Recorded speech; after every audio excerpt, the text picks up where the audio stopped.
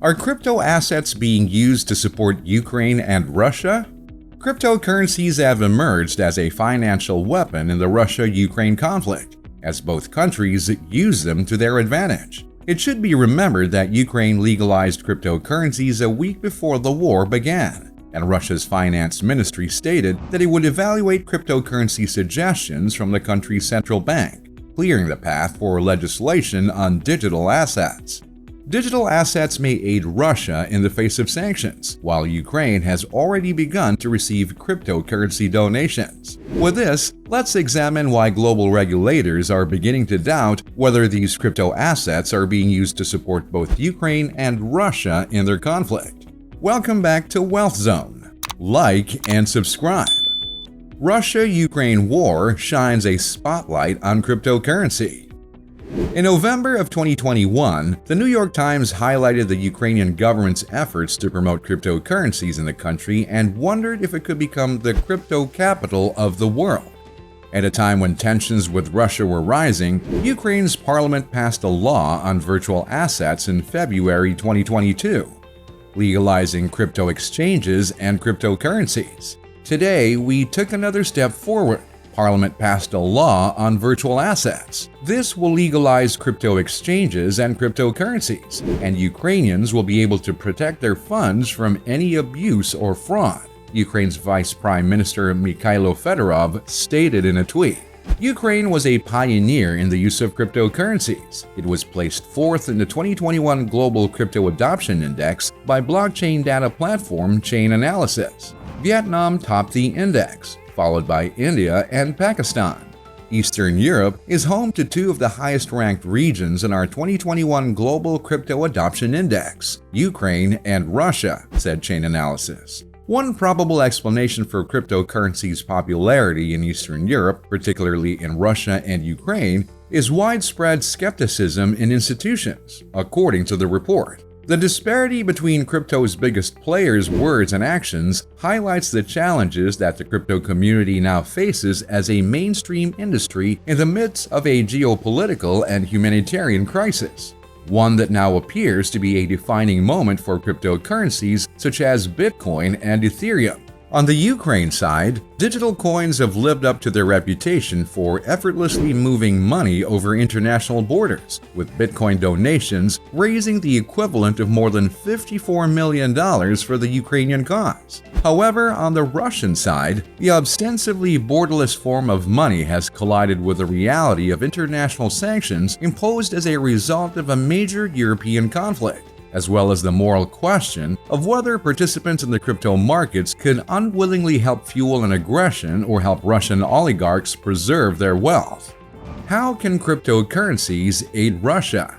With the United States imposing sanctions on Russian banks and financial institutions, it is thought that the country may be forced to rely on cryptocurrency for transactions. According to an official U.S. Department of Treasury document, they would target roughly 80% of all banking assets in Russia, including the two largest Russian financial institutions, public joint stock companies Sberbank of Russia and VTB Bank Public Joint Stock Company. They have also blacklisted three more Russian banks, Otkritie FC Bank, Novikombank, and Sovcombank. Furthermore, debt and equity prohibitions have been imposed on key state-owned and commercial companies. The United Kingdom has also halted transactions with major Russian banks, including VTB, Russia's second-largest bank.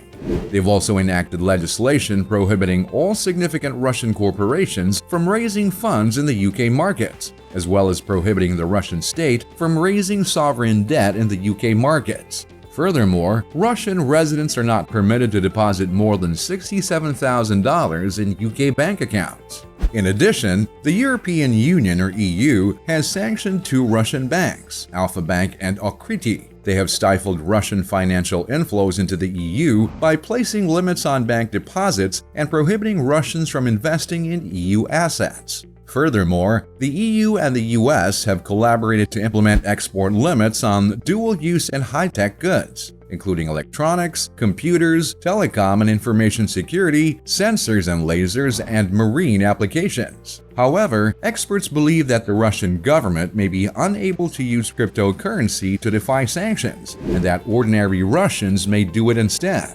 We think that some form of forensic analytical techniques like cyber tracing would be employed, so it's highly unlikely that cryptos will be used as a military weapon, but civilians may use them at the local level, says Kapil Rathi, global CEO of global crypto exchange Cross Tower, based in the United States. How can cryptocurrencies aid Ukraine? The Ukrainian government has asked people all around the world to give in cryptocurrency. Binance, a worldwide cryptocurrency exchange, announced a $10 million commitment to Ukraine on Sunday. Since the beginning of the war, the Ukrainian government and non-governmental organizations assisting the military have raised $13.7 million through thousands of cryptocurrency donations. This is largely in the form of BTC or Bitcoin, ETH or Ethereum, and stablecoins. Non-fungible assets are also being donated, or NFTs. We have formed a crypto fund bank in which people are donating to us in cryptocurrency, Michael Chobanian, founder of Kuna.io, a public crypto platform in Eastern Europe, told Outlook Money.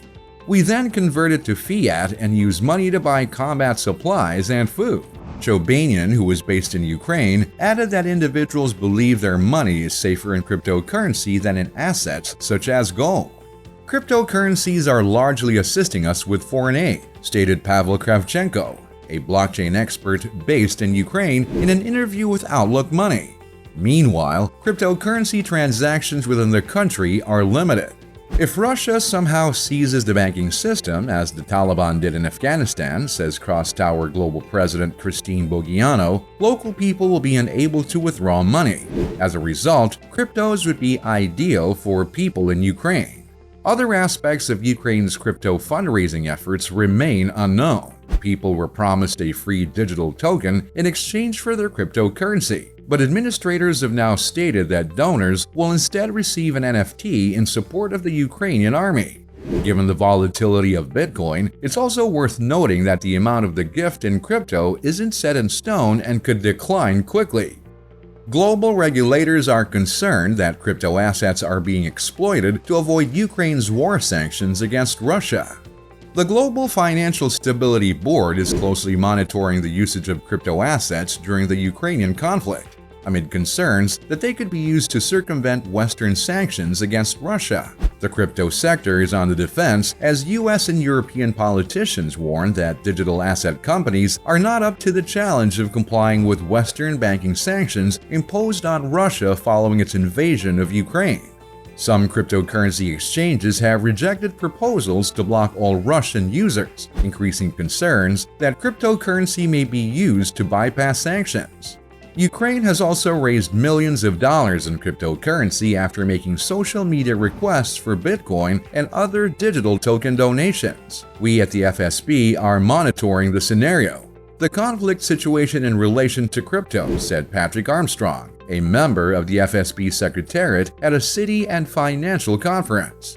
The FSB, which includes financial regulators, central bankers, and finance ministry officials from the Group of 20 economies, is disseminating information to its members, according to Armstrong.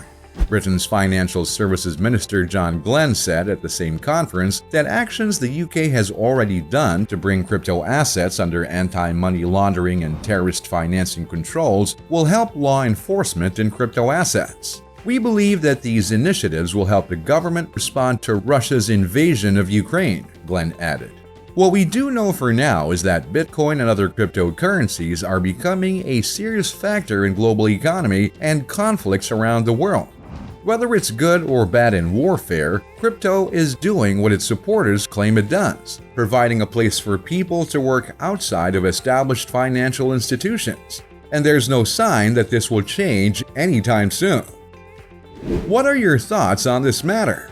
Let us know what you think in the comments. See you on the next video from Wealth Zone. Just be sure to hit that like and subscribe button and ring the notification bell.